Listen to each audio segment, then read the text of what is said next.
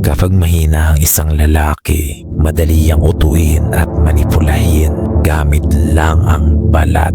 Tipong painan mo lang ng konting dibdib at hita, nauulol na agad.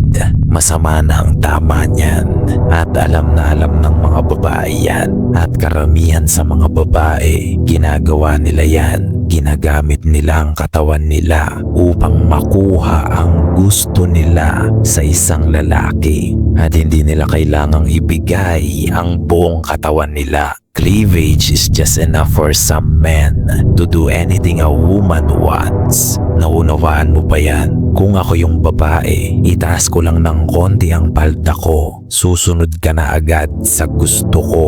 At yung mga lalaking ganyan ang pinakamababa sa lahat ng uri ng lalaki. Mga sunod-sunuran sa libog at laman. Kaya napaglalamangan ng mga kababaihan. Mga tatanga-tanga kasi women can get anything using their body and beauty. Kaya kung mahina ka, isa ka sa magiging biktima nila.